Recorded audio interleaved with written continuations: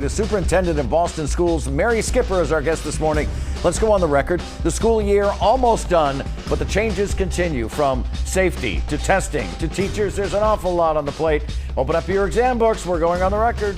From WCVB Channel 5, the inside word from Washington to Beacon Hill. Today's newsmakers are going on the record. Welcome to OTR, everyone. I'm Ed Harding, along with News Center 5's political reporter Sharman Sacchetti. It's great to have you with us this morning. As you can see with us at the table is Mary Skipper. Last June, she was named Boston's next superintendent of schools, beginning her tenure in September. Prior to that, she was superintendent of Somerville Schools. She also served as a network superintendent in the Boston school system, overseeing nearly 20,000 high school students. A resident of Dorchester, she holds degrees from Tufts, Harvard, and Columbia.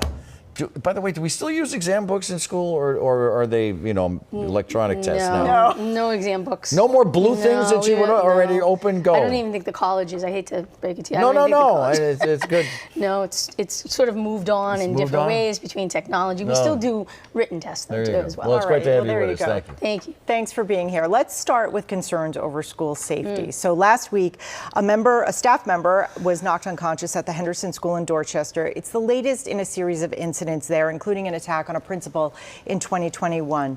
Do you think BPS has a safety problem? So first of all, safety is our top priority, always will be. Physical, social, emotional. And I think, the Henderson has certainly had a very difficult couple of years with a lot of trauma. Frankly, we need to be worried about all schools and make sure that what we're doing is addressing the needs of the whole child. The pandemic has in many ways just created so much difficulty for our young people and adults. And I think that we are, working, first of all, to increase our social emotional with safety. We've invested deeply in our social workers, in our school psychologists, we're very excited about our community connections coordinators, who we believe will be such an important asset for our young people as they leave school, while they're in school, and then when they go to the MBTA and other places. Are you communicating with parents about this? Because they worry sometimes when they see these incidents and send their children off to school. They worry about them. Yes. So that's been a big change this year, is actually communicating out when there's an incident in school. This was one of the things I heard from parents when I first came in, was that they were not hearing about things. So we actually have a pretty formal communications cascade, so when something happens, be it a serious fight with an injury, or be it something that happens in the neighborhood that has, say, police involvement, we make sure that we communicate directly out to the family so they hear from us first. I just say, and obviously you're in the Boston schools, but it seems like every week we are doing stories on the news about something in a school. Just for example, in Quincy, a kid had a gun in his waistband or whatever. School should be a safe environment. Is the answer having up metal detectors? Is that the answer, or is that just not going to solve it? So I think, I think this is the mayor and I think see this jointly, which is, it is a community issue, right? Our students are part of an ecosystem of the community. They come to school, they bring with them what they experience in the community, and then sometimes that gets played out. So we are really trying to take an approach holistically. We're doing a lot with the summer programming around safety and having students in healthy, engaged activities. We have 17,000 students who will be doing that. But I think, again, holistically, we have to make sure, social emotionally, that students are getting what they need and that they're able to regulate. Because a lot of what we see is it's conflict. It's conflict outside, it's conflict on social media, it's conflict in the schools, and then that actually bubbles up. We're starting a really exciting peer mediation program. We had 65 Boston Public School high school students who are being trained, and middle school students, to go back and be a peer mediator in their schools. So when conflicts arise, we don't go to fists, we don't go to weapons, we go to conversation, and we try to de-escalate. You sat next to Police Commissioner Cox at a community safety meeting several weeks ago. What do you believe is the proper relationship between schools and police? That's the first question. Right. So we've had school safety specialists in our schools for several years now. There was a lot of conversation in the community several years ago about what that role was. Yeah. And so, we're very proud that we've rolled out, we have about 75 of them. They're trained on de-escalation, they're trained on trauma. We work in conjunction with BPD. Certainly we have clarified this year with Commissioner Cox and the BPD units, along with our school leaders, when we need BPD, what is that protocol, when do we call them? It sounds like you don't support a full return to police in schools. No, not. We've always had school police, school safety. As part of our safety schools. resource officers versus these, Right. these other. So in 2020, when the law changed, a big piece of that was around arresting powers. We switched to what we believe is a national model, which is school specialists, and those safety specialists are now trained fully in trauma, in de-escalation techniques. And so we use them in all of our schools as a way to build relationships with our students, because frankly, as a principal and certainly as a superintendent, that's one of the best first lines. That said, we also have to have a strong partnership with BPD.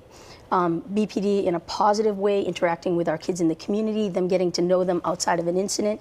But when there is an issue that requires additional support, we also have to have that trusting relationship with them, and the lines have to be very clear. What is BPD's responsibility and what is our responsibility? Well, the current mayor obviously is a mother. Her children go to school in this in this school system. She is. So she's not only the mayor, she's not only the head of the city, but she's invested in this. 100%. And, I think I feel very blessed to have Mayor Wu, because she sees it from a holistic perspective with our kids. And so we've done a lot with Commissioner Cox around BPD working out in the community relative to community policing, but for our students, being involved with them in positive ways, whether that's outside activities or in-school activities, so that, really our students experience our BPD officers in a way that's not always in a crisis. And that way there, when something does happen that BPD is called and they come to a school, the students have a broader context for it. All right, I do want to ask you about a recent report from the federal government that found Boston Public Schools are spending more than $31,000 per student. That's more than New York, that's more than Washington, D.C. Enrollment has fallen, test scores are still low, and buses are still chronically late. Are you satisfied with the results you're seeing for the money that's being invested? So first, on that particular report, we had lots of questions about how they actually calculated it. Our cost is roughly in the high 28,000s.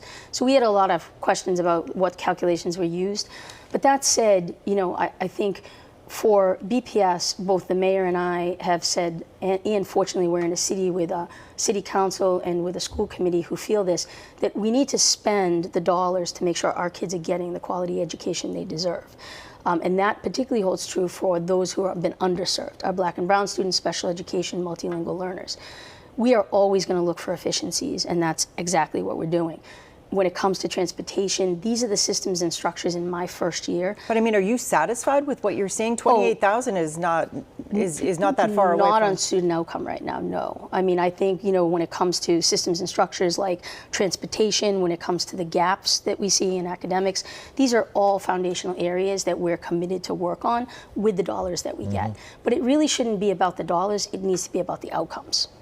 Whatever it takes to make sure that every one of our students, regardless of the zip code, the language they speak, the area of the city that they come from, their race, their culture, they should all be able to get the strong academic education with every opportunity that students in other places get. That's what we're committed to. You've announced a big move involving two of the city's high schools, and those changes include the separation of Madison Park Technical Vocational High School and the O'Brien School of Mathematics and Science.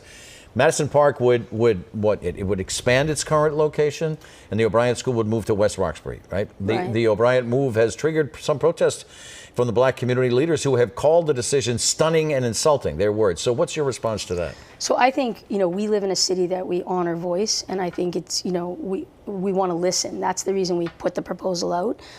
So, it's good that people are coming out and giving opinion. I think we're hearing opinion on lots of different sides. What's most important to me is to get the right information out there so that when people form an opinion, it's based on all of the facts. And so that's going to be a lot of the community meetings that we'll be doing.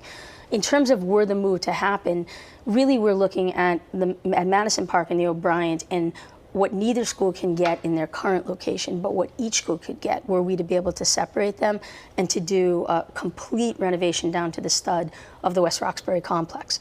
For Madison Park, that would allow them to increase their student population to potentially 2,200 students, depending on their program. From where they are, are they now? They're about 1,100. So double it. Right. Yeah. But it would also allow them to go back to the 7th grade. So it Yeah. would be 7 to 12. And Yeah. what that 7th and 8th grade could do is really allow students to explore all types of trades and vocations and majors, and as well as be able to expand the type of programming and trades that are accessible.